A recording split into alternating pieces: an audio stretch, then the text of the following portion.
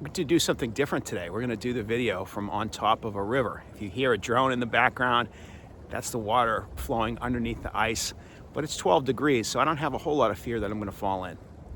Do you know what this is? It's not exactly like an 8-track cassette. This is an iPod. And until recently, they were wildly popular. Well, they're still popular with me.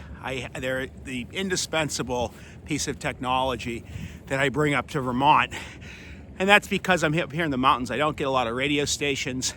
I have 3 NPR stations, lucky me, and 1 music station that's halfway decent. And I can't stream. I mean, everyone's streaming these days. I can't stream. And so I bring the iPod. There's no internet. There's no running water. You have to just make do. And so when they discontinued iPods a few years ago, I rushed out to a Best Buy. I think I bought the last one, kept it in a cabinet for a number of years, and then when my existing iPad went down, iPod, I brought this out of storage, and hopefully it lasts a long time because I really use it. I suppose I'll move over to a phone when that day comes, when this one dies. My son also bought me a second one, so I was very appreciative of that. Well, last night, I decided 14,000 songs on my iPod was not enough, and then I needed to add some more, and I added 6 more, and several of them, I'm embarrassed to admit that all of these songs weren't on my iPod. I'm going to tell you, a lot of you folks probably come here through Spectator AM, which is my newsletter for the American Spectator, and if you read that, you know that we often veer off track of politics and we talk about literature and art and science and all sorts of things. But we also talk about music, and today, no politics. We're just going to talk about music, and maybe in the comments section, if you want to tell me what music I should be downloading, or maybe which ones are garbage that I just did download, you tell me. But let me start off with a song that I'm probably most embarrassed is not on my iPod. That's Dream On by Aerosmith. I downloaded that.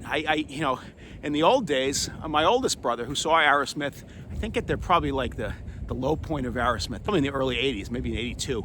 And he went to see them, and he had, I think my oldest brother had the first Aerosmith album that had Dream On it.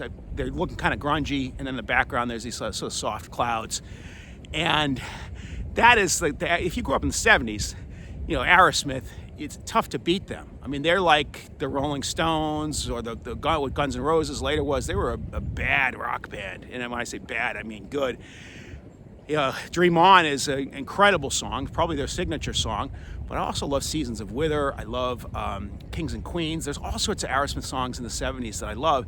You get to the 1980s, which is more when I grew up. And you could forgive someone who grew up in the 80s or 90s to say, oh no, Aerosmith is a schlock band. Because they really went down that path of Chicago, Heart. Like when think about Chicago. I mean, 25 or 6 to 4 is probably one of the greatest guitar solos in all of rock, particularly if you see the live version on YouTube. Terry Kath is an incredible guitarist. He dies, and they start going a more kind of corporate direction. They're very schlockish. In the 80s, Heart would be another example of that. If you saw them in the 70s, you'd think, oh, Barracuda is a great song. But in the 80s, it's, All I Want to Do Is Make Love to You. Well, that's in the 90s. But if, These Dreams, those kind of songs that are just a little too radio friendly, they're kind of soulless. And Aerosmith got to be that way. Even Cheap Trick went down that road with The Flame. Someone else wrote it, and I think they regretted doing that. I actually like The Flame. It's a decent song, but that's probably because I just love Cheap Trick. And I don't look at them the same way I look at these other bands. But back in the 70s, when Aerosmith was Aerosmith, it was tough to beat. And of all the Aerosmith songs, it's tough to beat Dream On. So I'm glad I have that on the iPod. The second song that I put on the iPod is by what I consider the greatest American rock band. I think I teased to start with that you're going to hear 3 songs. One's a country song.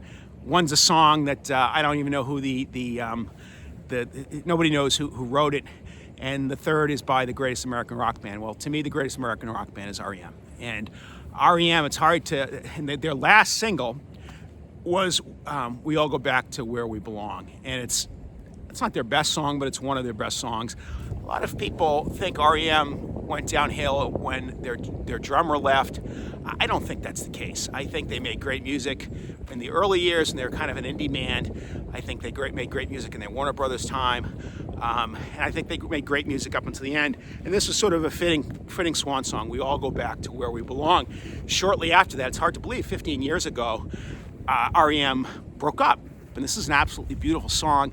If you've seen the video, it's absolutely beautiful. It's Kirsten Dunst, just showing her face sort of in the style of Andy Warhol throughout the whole video.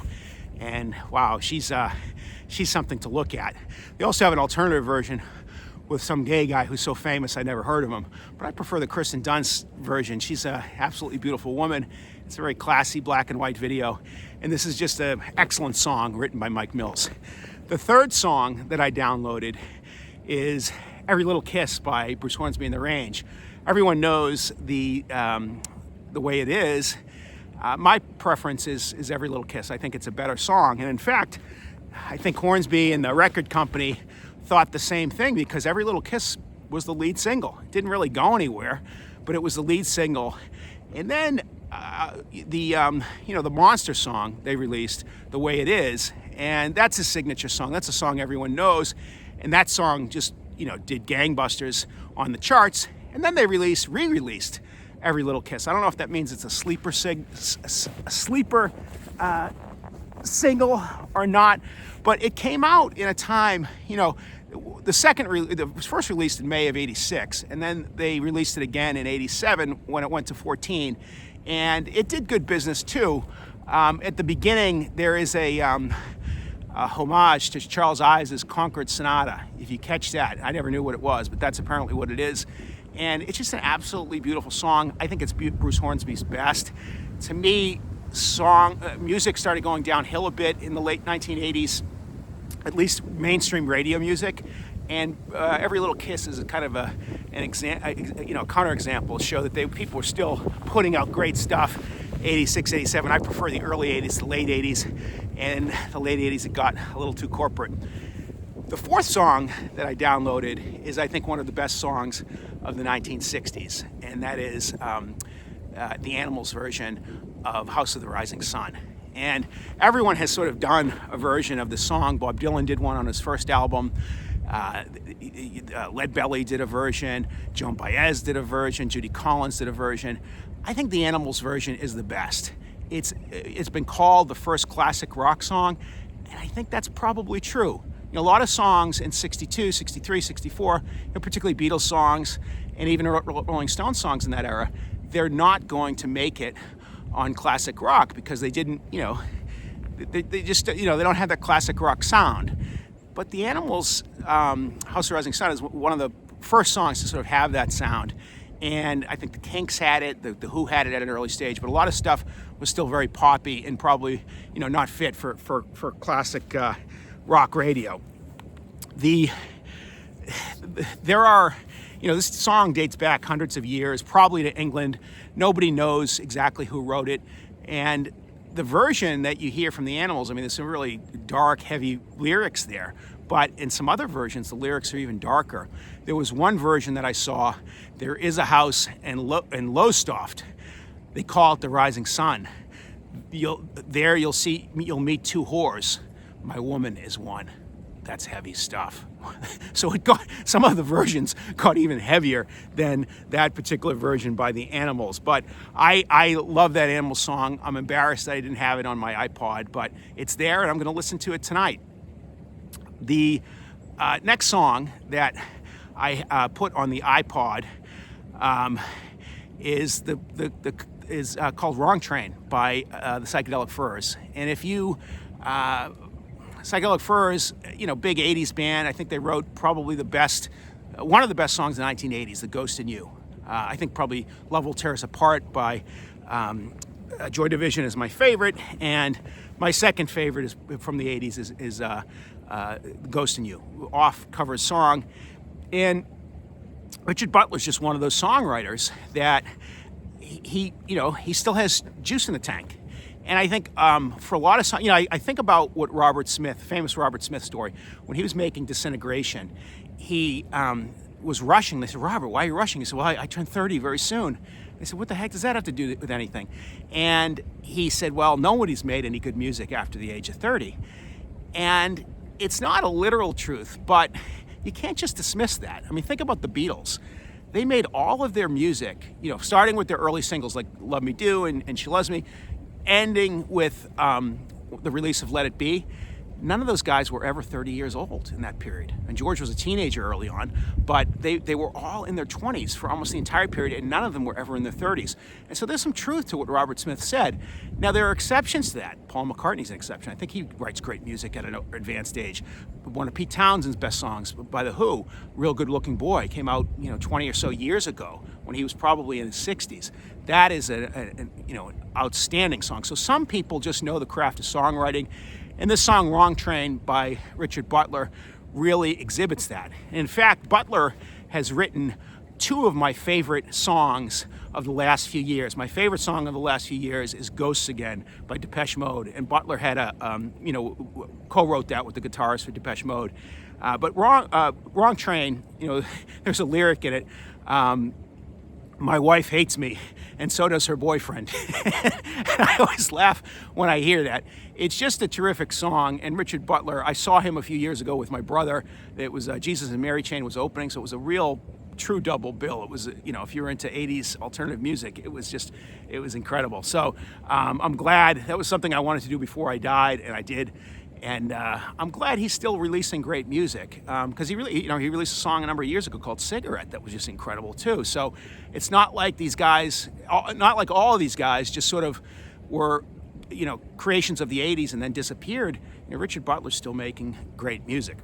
The last song that I want to talk to you about is the Bellamy Brothers, Let Your Love Flow. And it's just a real good, feel-good 1970s song. 1970s is just such an interesting decade. I remember it.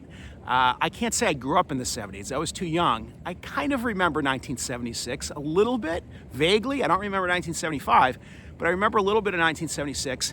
And Let Your Love Flow went #1 that year. It's one of those songs that I remember from my childhood, listening to top 40 radio. You'd hear, listen to What the Man Said by Paul McCartney, or Baker Street by Jerry Rafferty, Feel So Good by Chuck Mangione. Those songs are seared in my memory from my childhood, of being 3 or 4 years old. And certainly Let Your Love Flow is that type of a song, that it brings back good memories from when I was very young. And if you're around, like I said, the 70s were such an interesting time. Very bad time for the United States. The end of the Vietnam War, the Watergate, the Iranian hostage crisis, the oil embargo. Just not a good time to be an American. But in some ways, it's sort of the last time that we were free. And I think about things like Disco Demolition Night at Comiskey Stadium. I think about that guy running across the stage at the Oscars when David Niven was talking. He's streaking, running across the stage naked. When I was a little kid, the word teenagers, in my mind, I thought teenagers meant, it was like a synonym for thug or juvenile delinquent. I didn't think it meant a class of, an age of people. I thought it just meant troublemaker. And so there was a lot more freedom in the 70s. I think the music was better. I think the movies, it's tough to beat the 70s for movies. Just a great classic time in Hollywood. So I don't want to be one of these people that just dumps on the 70s. It was a bad time for this country, but culturally there was a lot of interesting things going on. And not like Let Your Love Flow is high art or anything like that, but it is a great song. And I'm going to enjoy listening to that tonight. Tell me what you're listening to in the comments section. Tell me what I should download. Which of the next song that I download should be.